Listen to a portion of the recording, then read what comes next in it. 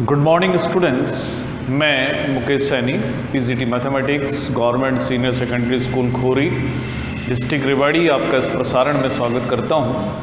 प्यारे बच्चों, पिछले लेक्चर में हमने इनवर्स फंक्शंस के बारे में पढ़ा था। तो आज के लेक्चर में हम इनवर्स फंक्शन से संबंधित कुछ प्रॉब्लम्स लेंगे। तो आइए शुरू करते हैं। आज की जो पहली प्रॉब्लम है ये हमारी एक्सरसाइज 1.3 से ली गई है और 7th क्वेश्चन है हमारी बुक से। यहाँ हमें एक फंक्शन दिया गया है, तो जो फंक्शन है वो रियल नंबर से रियल नंबर पर डिफाइंड है और जो फंक्शन का रूल है वो है f(x = 4x + 3)। हमें इस फंक्शन का इनवर्स फंक्शन फाइंड करना है। पहला काम हमें ये शो करना है कि ये जो फंक्शन है ये इन्वर्टिबल है, यानी इसका इन्वर्स हम फाइंड कर सकते हैं, और उसके बाद हमें इसका इन्वर्स फाइंड करना है।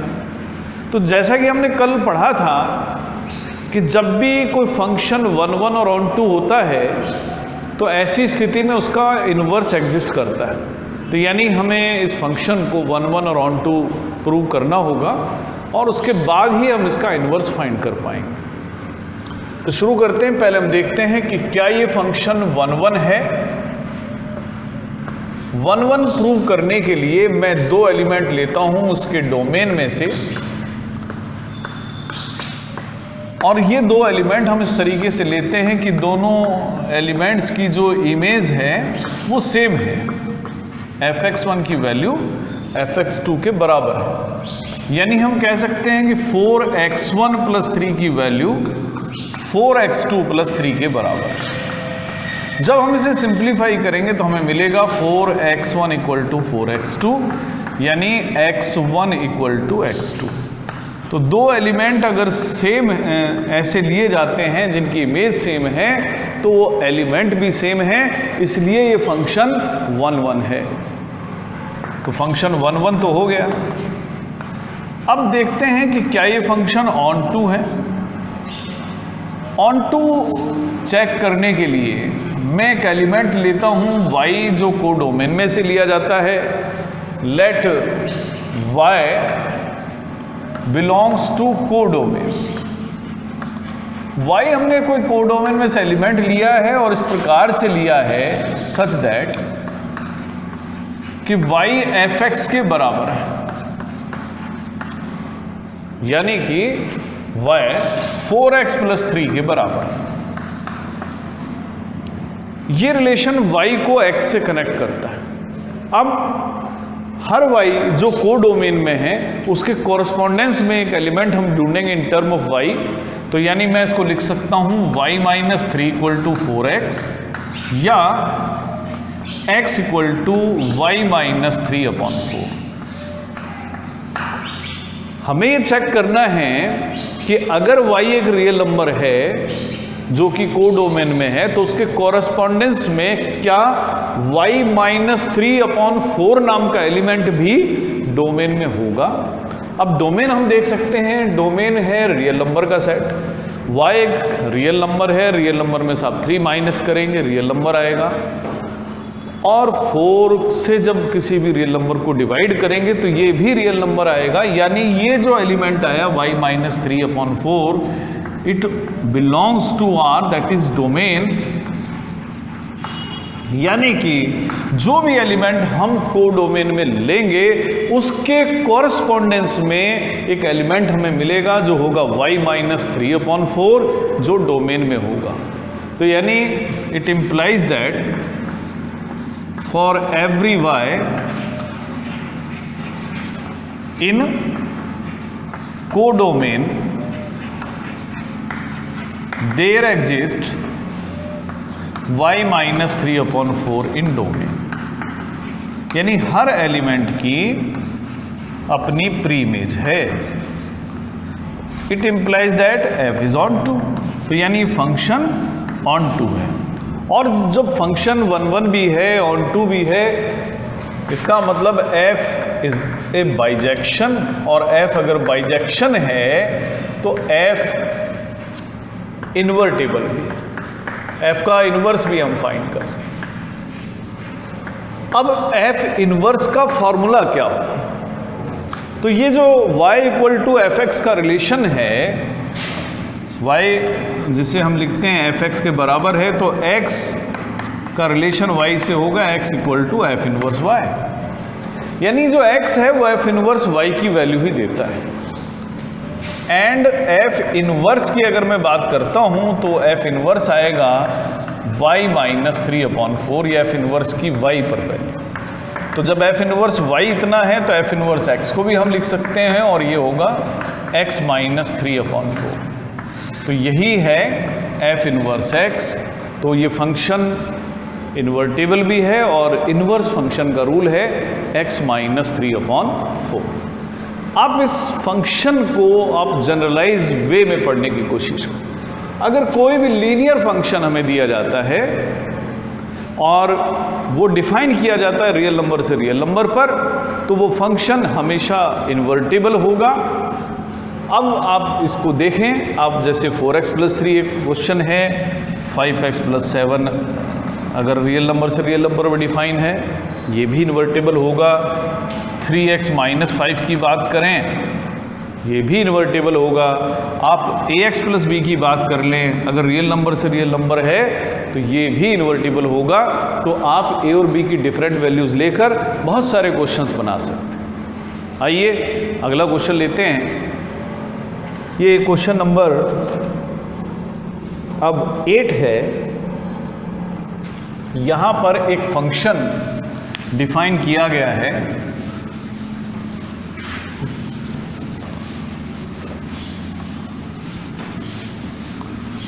तो फंक्शन जो डिफाइन किया गया है 8th क्वेश्चन में, ये डिफाइन किया गया है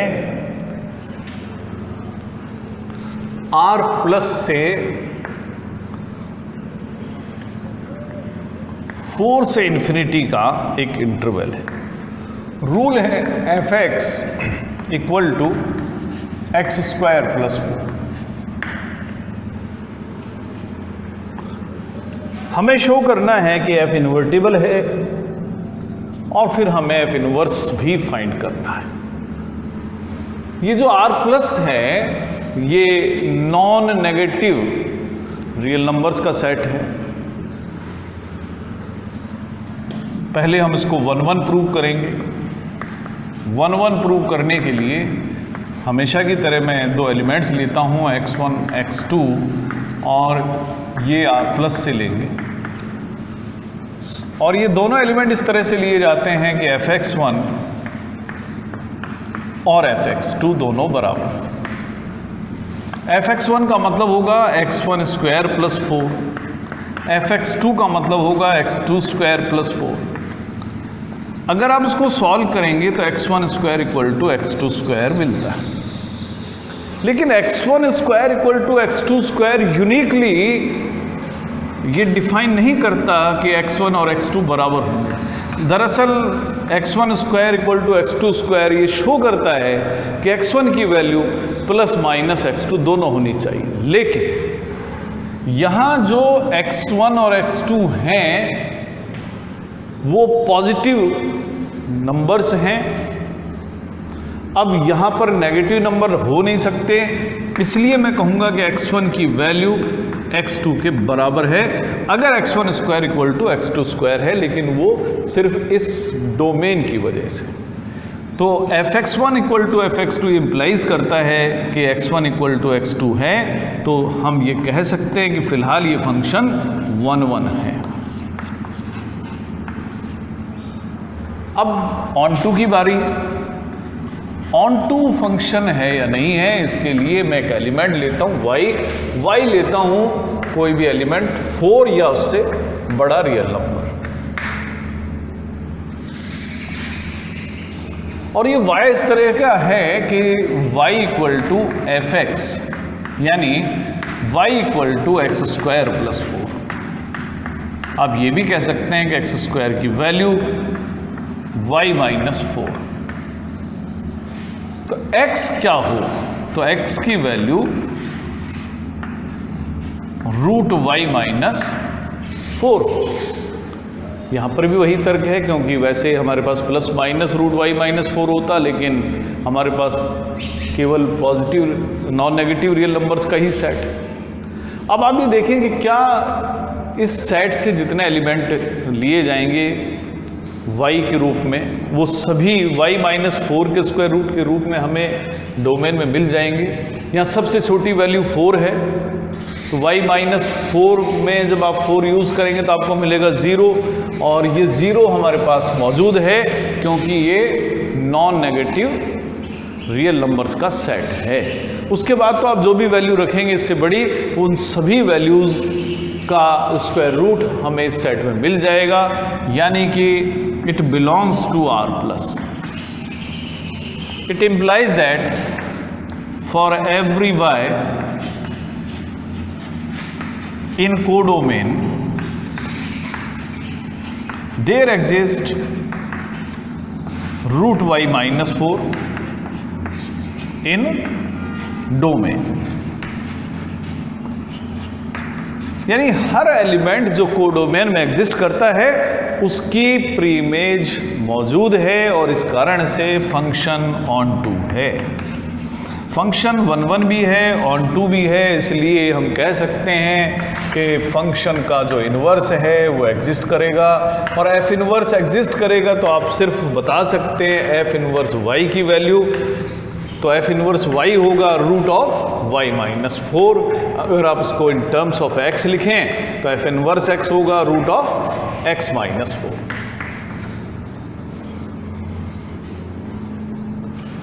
अब एक और क्वेश्चन नंबर 9 के रूप में, ये एक क्वाड्रेटिक एक्सप्रेशन है और फंक्शन इस बार डिफाइन किया गया है R प्लस से, जैसा पिछली बार सेट था हमारा वही सेट इस बार भी लिखा गया डोमेन के रूप में। यहाँ पर भी फंक्शन का इन्वर्स हमें फाइंड करना है और शो करना है। तो f जो फंक्शन है वो R प्लस से -5 टू इन्फिनिटी के इंटरवल में डिफाइन किया जाता है। फंक्शन का रूल है 9x square plus 6x minus 5।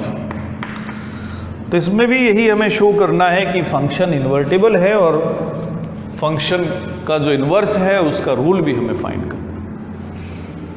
तो इसके लिए भी पहले हम उसको फाइंड करें कि क्या फंक्शन 1 1 है, 1 1 है या नहीं है। इसको चेक करने के लिए मैं x1 और x2 दो वैल्यूज लेता हूं R प्लस, यानी ये जो x1 और x2 ले रहे हैं नॉन नेगेटिव रियल नंबर, यानी 0 और उससे बड़े पॉजिटिव रियल नंबर्स हैं, और ऐसे हैं कि फंक्शन की x1 पर वैल्यू और x2 पर वैल्यू दोनों सेम, यानी 9x1 square plus 6x1 minus 5 equal to 9x2 square plus 6x2 minus 5। ये दोनों से आप इनको सॉल्व कर लें। जब सॉल्व करेंगे तो मुझे मिलेगा 9x1 square plus 6x1 equal to 9x2 square plus 6x2। अगर सारी टर्म्स को मैं लेफ्ट साइड में ही ट्रांसफर कर दूं तो मैं लिख सकता हूं 9x1 square minus 9x2 square plus 6x1 minus 6x2 equal to 0। 9 common लेंगे, x1 square minus x2 square plus 6 common लेंगे तो x1 minus x2 equal to 0 लिख सकते हैं। इन दो टर्म्स में 3 कॉमन है, जब 3 कॉमन लेंगे तो यहाँ बचेगा 3 और इसके फैक्टर होंगे x1 माइनस x2 और x1 plus x2 plus 2 times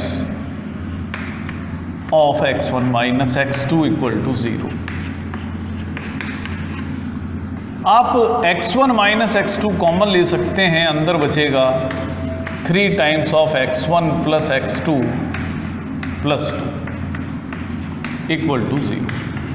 अब इस एक्सप्रेशन पर आप ध्यान दें, इस पूरे एक्सप्रेशन की वैल्यू 0 है, तो इस एक्सप्रेशन में या तो x1 माइनस x2 0 होगा, इसका मतलब होगा कि x1 और x2 बराबर हैं, या फिर 3x1 प्लस x2 प्लस 2 0 होना चाहिए। लेकिन क्योंकि x1 x2 या तो 0 हैं या पॉजिटिव नंबर्स हैं, तो इसलिए ये पूरा एक्सप्रेशन 0 नहीं हो सकता। ये 0 तभी होता जब इसकी वैल्यू -2 हो जाती, और x1 प्लस x2 की वैल्यू फिलहाल माइनस में नहीं हो सकती, क्योंकि x1 और x2 दोनों नॉन नेगेटिव रियल नंबर्स हैं, तो यानी ये एक्सप्रेशन 0 नहीं है। But 3 into x1 plus x2 plus 2 is not 0। अब ये 0 नहीं है, तो एक ही हमारे पास ऑप्शन बचता है कि x1 माइनस x2 0 है, यानी x1 equal to x2।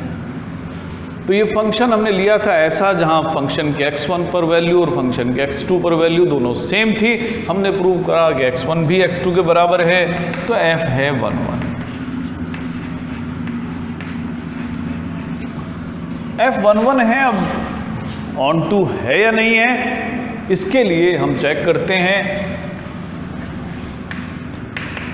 Late y equal to fx belongs to codomain, यानी y कोई भी एलिमेंट लिया इस इंटरवल से -5 टू इन्फिनिटी, और y जो है 9x square plus 6x minus 5 के बराबर।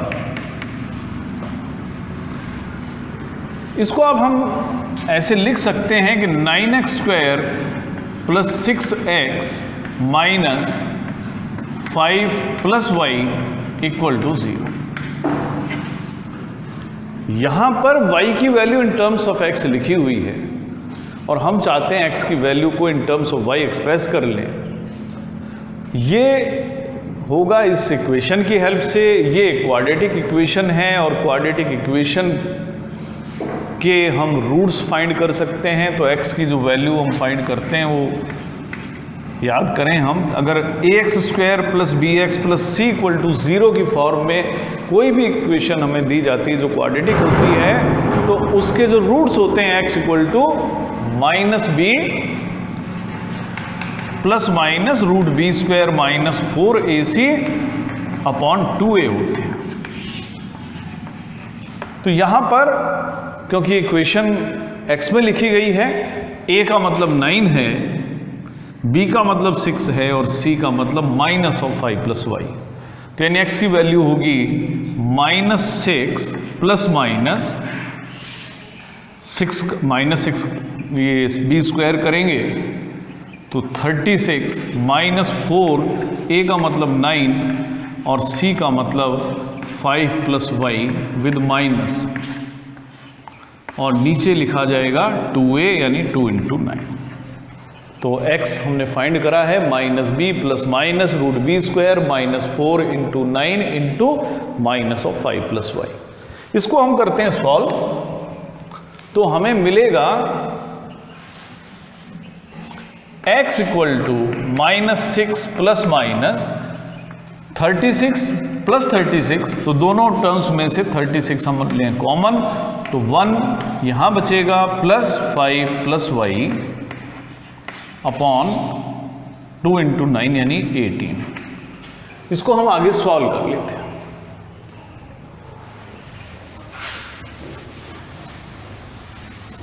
तो x की जो वैल्यू हमें मिल रही है दैट इज -6 प्लस माइनस, आप इस स्क्वायर रूट में से 36 को जब कॉमन लेंगे तो आपको मिलेगा 6, और स्क्वायर रूट में बचेगा 6 प्लस y, और नीचे है 18। न्यूमरेटर और डिनोमिनेटर दोनों को आप 6 से डिवाइड कर दें, तो -1 plus minus root 6 plus y upon 3।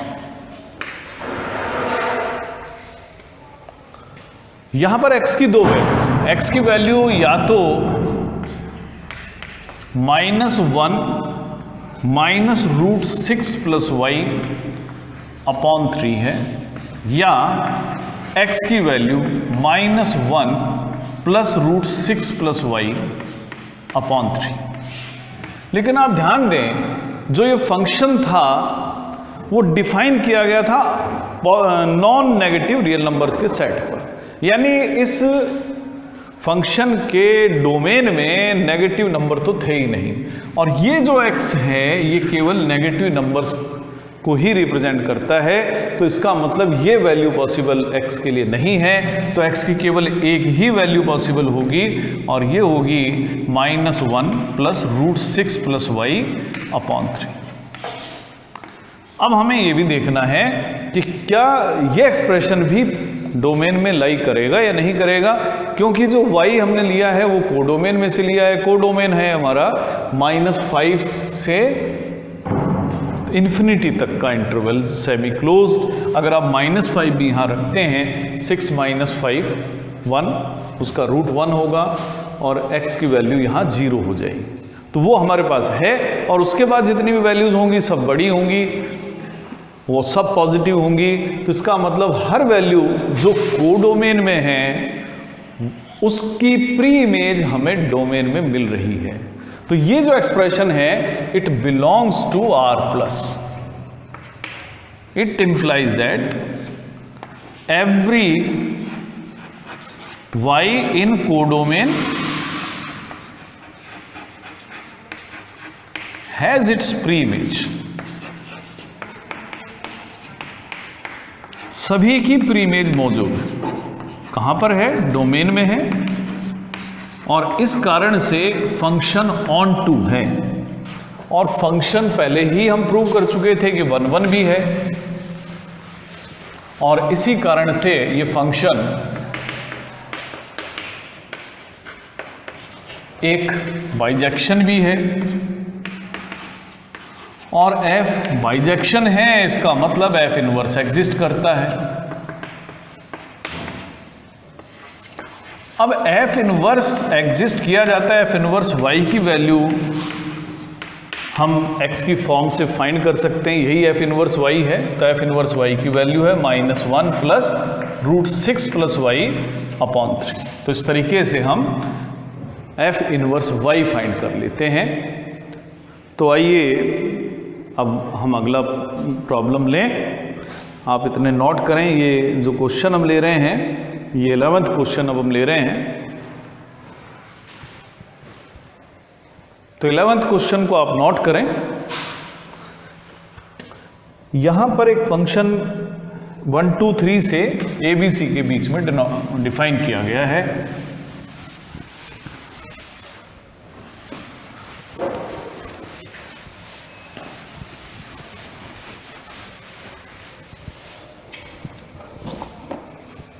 एक फंक्शन है जो सेट 1 2 3 से ABC के बीच में डिफाइन किया गया। किस तरह से डिफाइन किया गया है वो यहां लिखा गया है कि फंक्शन की 1 पर वैल्यू A है, फंक्शन की 2 पर वैल्यू B है, और फंक्शन की 3 पर वैल्यू C है। हमें पहले f इनवर्स फाइंड करना है, और बाद में जो f इनवर्स आए उसका भी इनवर्स फाइंड करना है। तो यहां पर अगर मैं f की बात करूं तो f को in terms of ordered pair we can write 1a 2b और 3c, यानी 1 पर फंक्शन की वैल्यू a है, 2 पर फंक्शन की वैल्यू b है, और 3 पर फंक्शन की वैल्यू c है। यहां आप देख सकते हैं ये फंक्शन 1 1 है क्योंकि हर एलिमेंट की इमेज डिफरेंट है। ये फंक्शन ऑन टू भी है क्योंकि कोडोमेन के हर एलिमेंट की प्री इमेज हमारे पास मौजूद भी है। तो as f is 1 1 onto, f 1 1 onto है। अब 1 ऑन टू है तो f इनवर्स एग्जिस्ट भी करता है, और f इनवर्स एग्जिस्ट करेगा तो वो ABC के सेट से 1 2 3 पर डिफाइन होगा, और f इनवर्स होगा A1 B2 और C3। क्योंकि ये फंक्शन ऐसा डिफाइन किया गया जो ABC से 1 2 3 में डिफाइन हो रहा है। ये फंक्शन भी 1 1 और 1 2 दोनों हैं, तो F इनवर्स जो आया फंक्शन वो भी इनवर्स पजेस करेगा, यानी F इनवर्स का इनवर्स भी एग्जिस्ट करेगा। तो since F inverse is also 1 1 on 2, ये भी 1 1 ऑन 2 है, therefore inverse of F inverse also exist. अब F इनवर्स का इनवर्स भी एग्जिस्ट करेगा, और वो क्या होगा F इनवर्स का इनवर्स, हम एक बार फिर लिख सकते हैं। तो आप ऑर्डर्ड पेयर चेंज करें, 1A 2B और 3C। ये सेम वही ऑर्डर्ड पेयर्स हैं जो F में लिखे हुए हैं, यानी कि F इनवर्स का जो इनवर्स है वो F के बराबर है। आप इस रिजल्ट को भी याद रखें कि inverse function of inverse function is function itself. ऐसा ही क्वेश्चन नंबर 10 भी था।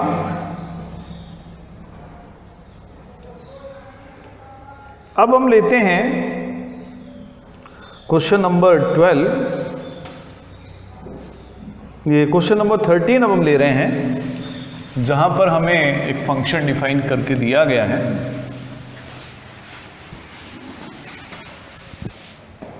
थर्टीन क्वेश्चन में जो फंक्शन हमें दिया गया है, ये ऑप्शनल प्रॉब्लम है, और f(x) की जो वैल्यू है 3 - x³ का क्यूब, हमें composite function of f and f find करना है।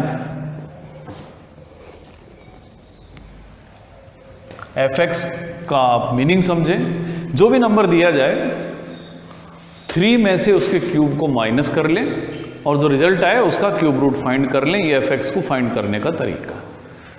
तो आइए शुरू करते हैं। f(x), इसका मतलब होगा f ऑफ f(x). अब f(x) का आप रूल लिख दें। f(x) का रूल है 3 - x³ का क्यूब। थोड़ा बड़ा एक्सप्रेशन है, इसको आसानी के साथ समझने के लिए मैं इसको fy नाम दे देता हूँ। अब यहाँ y है कौन? y का मतलब यहाँ पर है कि हमने 3 - x³ का जो क्यूब रूट है उसे हमने कहा है y। अगर फंक्शन की x पर ये वैल्यू है तो फंक्शन की y पर जो वैल्यू होगी दैट विल बी 3 - y³ और उसका क्यूब रूट। अब y की वैल्यू तो हमारे पास ये है, तो मैं y की वैल्यू यहाँ पुट करता हूँ। तो 3 - x³ का क्यूब रूट, और मुझे इसका करना है क्यूब, तो मैं इसका क्यूब कर दूंगा, और ये जो रिजल्ट पूरा बनेगा उसका फिर हम ले लेंगे क्यूब रूट। तो अब आप देखें, जब हम इसको सॉल्व करेंगे f ऑपरेशन f(x) को, तो हमारे पास बचेगा 3 - आप पहले इसको सॉल्व करें। जब भी किसी रियल नंबर पर पावर आए उनको मल्टीप्लाई करेंगे, तो ये बनेगा 3 - x³ 1/3 × 3, यानी सिर्फ 3 - x³। और इसके ऊपर हमें लगानी है पावर 1/3। अब इसको आप सॉल्व कर लें। 3 - 3 0, यानी x³ ही यहाँ पर बचेगा, और उसके ऊपर भी 1/3 पावर है। तो f ऑपरेशन f की जो वैल्यू है दैट इज x। आप इससे ये भी कह सकते हैं, जब कभी भी ऐसा होता है कि f ऑपरेशन x की वैल्यू x ही आए, इसका मीनिंग है कि ये दोनों फंक्शन एक दूसरे के इनवर्स भी हैं। यानी इस फंक्शन का अगर आप इनवर्स फाइंड करेंगे तो यही हमें फंक्शन मिलेगा इनवर्स के तौर पर भी। अब f ऑपरेशन f की वैल्यू x हमें दे रखी है ऑप्शन सी में, तो इसका ऑप्शन सी ही करेक्ट आंसर है।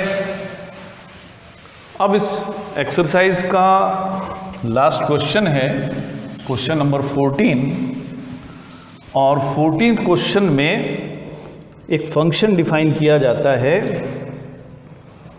f। r -4/3 से r पर। फंक्शन का रूल है 4x अपॉन 3x + 4। हमें इस फंक्शन का इन्वर्स फाइंड करना है। तो पहले हम चेक करें कि ये फंक्शन 1 और ऑन टू दोनों है या नहीं है। तो 1 के लिए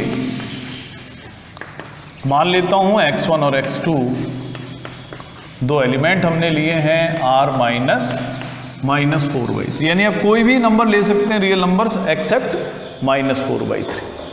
और ऐसे हैं कि फंक्शन की x1 और x2 दोनों जगह वैल्यू सेम है, यानी 4x1 अपॉन 3x1 + 4 की वैल्यू 4x2 अपॉन 3x2 + 4 के बराबर है। हम इनको करेंगे मल्टीप्लाई, तो 12x1 x2 + 16x1 equal to 12x1 x2 + 16x2। आप इनको सॉल्व कर लेंगे तो सॉल्व करने पर आपको मिलेगा 16x1 इक्वल टू 16x2, यानी x1 इक्वल टू x2, और इसका मतलब है कि f 1 है।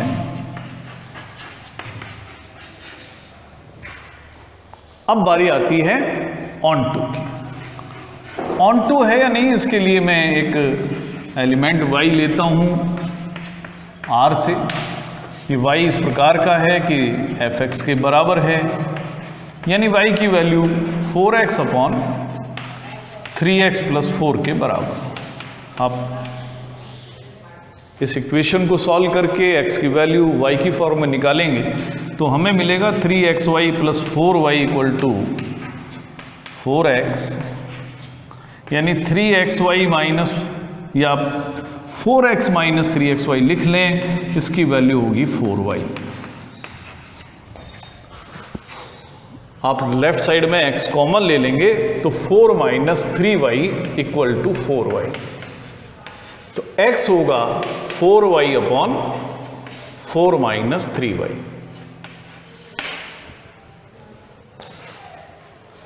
ये जो एक्सप्रेशन है 4y अपॉन 4 - 3y का, आप ये देखें कि क्या डोमेन में मिलेगा हमें। तो क्योंकि y एक रियल नंबर है, 4y भी रियल होगा और 4 - 3y भी रियल नंबर होगा, तो ये रियल नंबर तो होगा। अब ये भी देखना है कि क्या ये 4/3 के -4/3 के इक्वल तो नहीं है। तो -4/3 को छोड़कर तो सारी जगह डिफाइन है ही। अब यहाँ पर अगर आप -4/3 पुट कर देंगे तो एक इक्वेशन बनेगी, उससे आप जब सॉल्व करेंगे तो वो ऐसी इक्वेशन होगी जो पॉसिबल नहीं होगी। यानी कि ये जो एक्सप्रेशन है इट बिलोंग्स टू r -4/3। इट implies that every y, for every y there exists y into 4 upon 4 - 3y in domain. तो यानी फंक्शन है ऑन टू और फंक्शन ऑन टू है, तो फंक्शन एक बाइजेक्शन भी है, और बाइजेक्शन है तो उसका इन्वर्स भी एग्जिस्ट करेगा, और f इन्वर्स y की जो वैल्यू होगी वो 4y अपॉन 4 - 3y। अगर हम x की बात करें तो f इन्वर्स x की वैल्यू 4x अपॉन 4 - 3x। तो ये आप ऑप्शन ढूंढ लेंगे, यहाँ पर y की फॉर्म में लिखा हुआ है, तो ये जो इन्वर्स होगा y की टर्म में अब 4y अपॉन 4 - 3y होगा। जो ऑप्शन बी में हमें दिया हुआ है 4y अपॉन 4 - 3y। तो ये कुछ प्रॉब्लम्स थी हमारी जो बेस थी कंपोजिशन ऑफ फंक्शंस पर, इन्वर्स फंक्शंस पर। तो फंक्शंस का जो पोर्शन है हमारे सिलेबस में वो हमने पूरा कर लिया है। आप फंक्शन से रिलेटेड जो क्वेश्चंस हैं उन्हें आप बोर्ड एग्ज़ाम में जो आए हुए क्वेश्चंस हैं वो सॉल्व कर लें। दूसरी एक्स्ट्रा बुक्स में से भी कुछ आपको प्रॉब्लम्स मिल सकती हैं, उन्हें भी आप सॉल्व करें। अगले लेक्चर में हम बाइनरी ऑपरेशंस के साथ आपके साथ फिर मिलेंगे। आज के लिए इतना ही, धन्यवाद।